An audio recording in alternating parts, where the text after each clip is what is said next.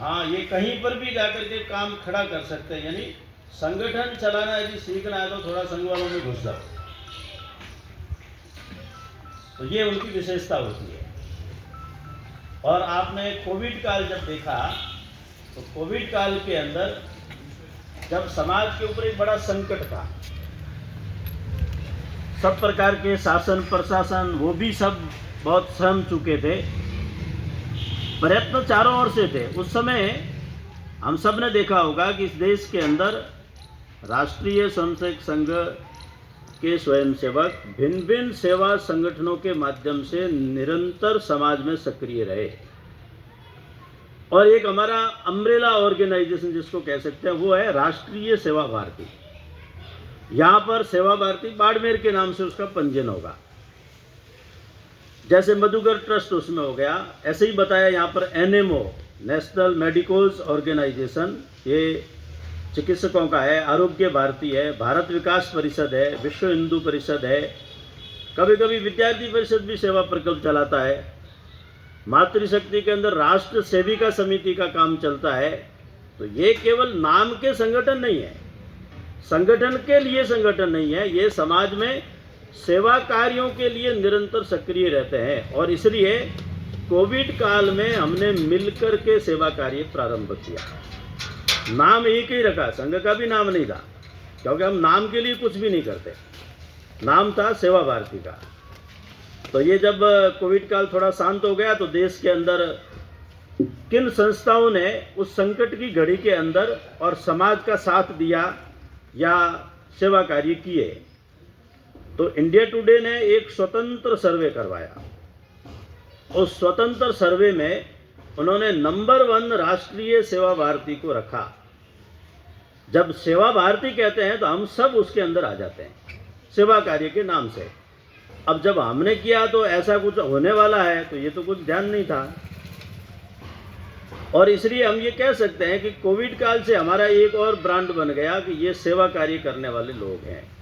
हम एनजीओ केवल मतलब के लिए नहीं बनाते, एनजीओ केवल प्रचार प्रसार, व्यक्तिगत पद प्रतिष्ठा या कुछ कमाने के लिए नहीं बनाते।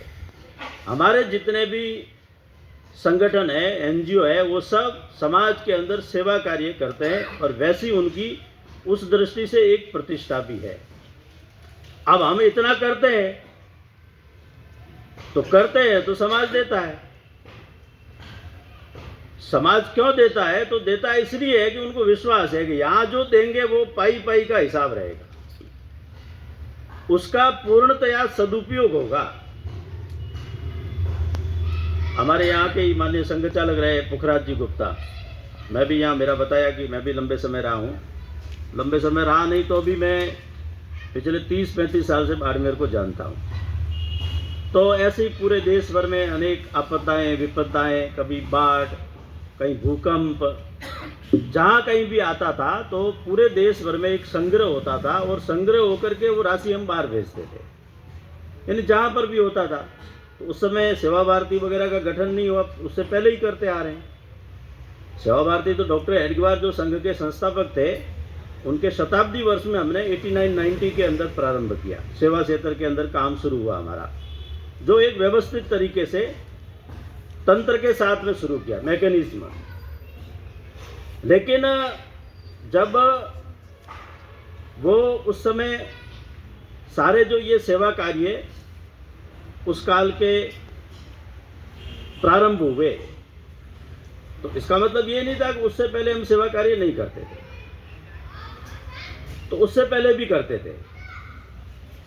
और कोविड काल में जब बड़ा ये सेवा कार्य का एक सहभाग जब बढ़ा, तो एक विचार हमको करना चाहिए कि समाज में ऐसी कितनी संस्थाएं हैं जो करती है,